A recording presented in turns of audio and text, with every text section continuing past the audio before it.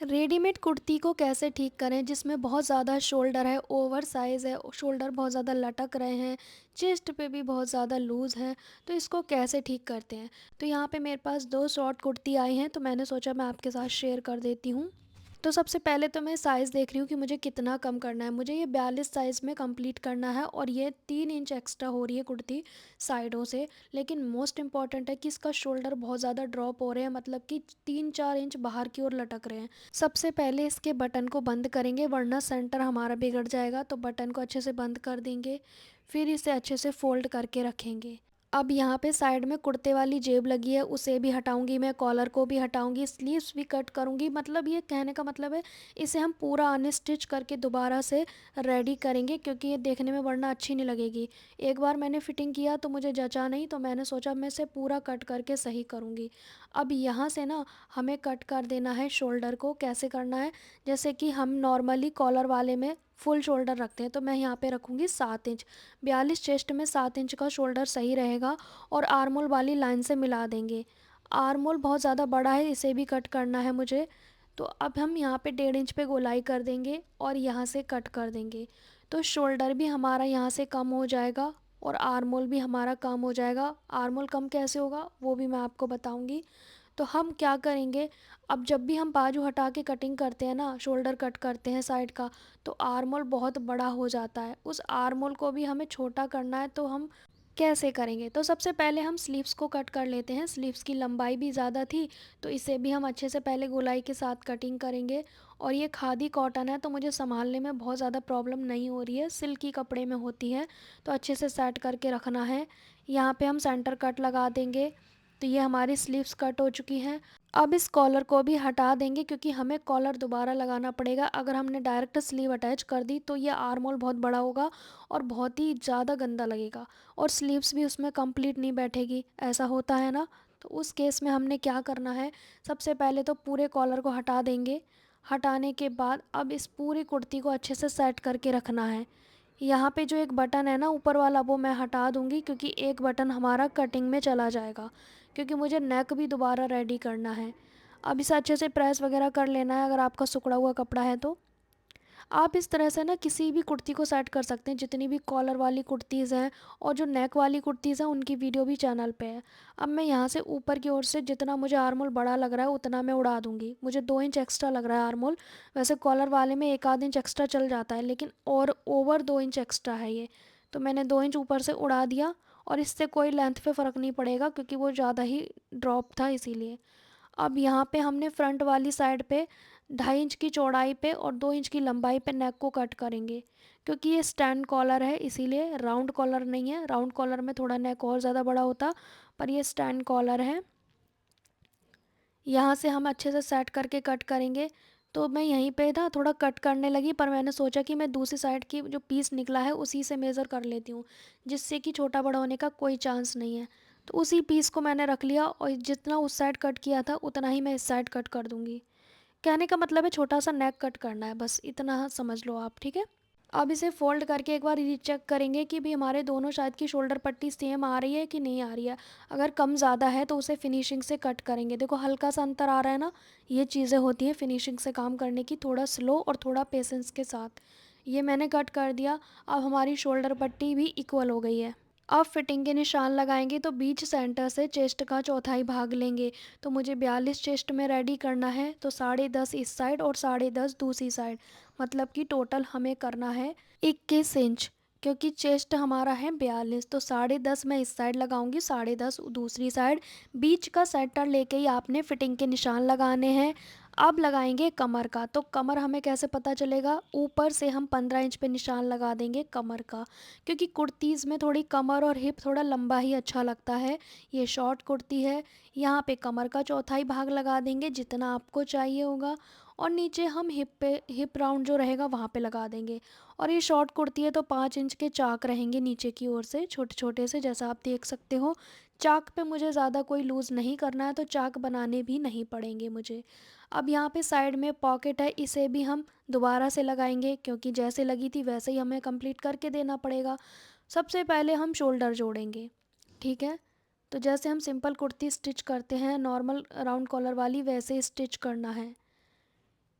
कई बार ना रेडीमेड कुर्ती में बहुत काम करना पड़ जाता है क्योंकि वो अच्छी नहीं लगती अदरवाइज़ ओवर साइज़ की। अब हमने यहाँ पे जो कॉलर है बीच सेंटर पे बैक पार्ट पे निशान लगाया, कॉलर में भी सेंटर से निशान लगा लेंगे। और ये सिर्फ बिना बुकरम की है, खाली कपड़े की है ये, तो हम उसी के अकॉर्डिंग लगाएंगे जैसा हमने हटाया था। तो एक बार हमने लगा दिया उल्टी साइड, अब सीधी साइड हमने इसे पलट दिया।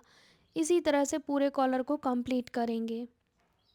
फिनिशिंग के साथ आपने कंप्लीट करना है। आपको लग रहा था कि हमने ऊपर से हटाया था, नेक कट किया तो कॉलर छोटा पड़ जाएगा, तो कॉलर छोटा इसलिए नहीं पड़ा क्योंकि हमने आर्म होल भी तो ऊपर से कम किए, मतलब हाइट भी तो कम की है ना वहाँ से, तो हमारा छोटा पड़ने का कोई चांस ही नहीं बचा। अभी हमारी कॉलर हमारी दोबारा से रिक्रिएट हो गई। अब हमने जेब लगानी है, तो जो गैप हमारा पहले था पॉकेट का वहीं उतना ही गैप छोड़ेंगे, 5.5 इंच का, और वापस से हम सिलाई ऊपर ही ले जाएंगे यहाँ से। फिर उसके बाद नीचे की ओर जो हिप लाइन तक है वहाँ से हमने सिलना है, और ये जो गैप है पॉकेट का उसे छोड़ देंगे। ये राइट हैंड साइड पे लगी थी तो मैं वापस वहीं पे लगा दूंगी। अब हमने ये मार्जिन एक्स्ट्रा कट कर लिया, अब इसे डबल फोल्ड करेंगे। यहाँ पे जो पॉकेट लगता है ना, इस तरह की जो पॉकेट लगती है उसमें यहाँ पे चाक टाइप की ही सिलाई लगती है, मतलब पॉकेट का जो गैप है वो दोनों साइड को मार्जिन के साथ फोल्ड करना है। जैसे चाक बनते हैं वैसे ही फोल्ड करेंगे, पतला पतला फिनिशिंग के साथ। आपको हमारी वीडियोस अच्छी लगती हैं तो वीडियो को लाइक ज़रूर किया करें। सेकंड चैनल पे सिलाई कोर्स चल रहा है तो आप उसे ज़रूर देखिएगा 1 बजे। अब हमने इस पॉकेट के सेंटर पे मार्क कर लेना है। ये जो पॉकेट है ना नीचे का हिस्सा, इसे हम सेंटर पे मार्क कर लेंगे और यहाँ पे कट लगा देंगे। अब हमने सेंटर मार्क पे ही उल्टी साइड से रखना है, नीचे की ओर से, नीचे वाला हिस्सा पॉकेट का, ठीक है। नीचे वाला हिस्सा इसमें हमने सिल देना है सेंटर से। अब इसे पलट के ऊपर ले जाएंगे, तो जो नोक दिख रही है ना वहीं पे हमने ऊपर की ओर ले जाना है सेंटर में। साइड फिटिंग की जो सिलाई है वहाँ पिन लगा देंगे। पिन लगाने से अब यहाँ से सिलाई लगाना शुरू करेंगे इस जगह से। एक्चुअली ये कुर्ते वाली जेब है जो कुर्ते में होती है ना, जेंट्स कुर्ते में, वैसी ही वाली पॉकेट है ये। और मैंने बहुत सारी तरह की ना अपने चैनल पे वीडियो डाली हुई हैं, सिली हुई कुर्ती में पॉकेट कैसे लगाएं। अगर आप सिल रहे हैं या सिली हुई है सब में पॉकेट लगा सकते हैं, सलवार में कैसे पॉकेट लगाएं, हर तरह की पॉकेट मैंने शेयर की हुई है। और जो रह गए हैं वो भी मैं आपके साथ शेयर कर दूँगी। तो ये हमारी कुर्ते वाली जेब लग के कम्प्लीट हो गई, देख सकते हैं कितनी फिनिशिंग के साथ लगी है। अब एक्स्ट्रा थ्रेड को हम कट कर देंगे। अब हम स्लीव लगाएंगे, तो स्लीव के लिए सेंटर पे हमने कट लगाना है। कट लगाने के बाद अब शोल्डर के पास रख देंगे और सिलाई लगा देंगे। जैसे हम नॉर्मल स्लीव अटैच करते हैं वैसे ही ओपन स्लीव अटैच कर देनी है,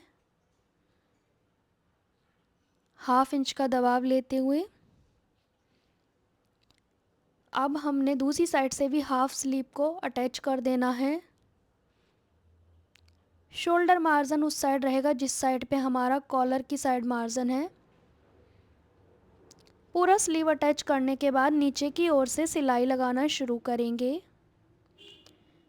जब भी हम शॉर्ट कुर्ती की फ़िटिंग करते हैं हल्का सा लूज़ लेते हैं, आधा इंच, क्योंकि ये ज़्यादा फिटेड अच्छी नहीं लगती हैं। बाकी अपनी चॉइस पे डिपेंड करता है।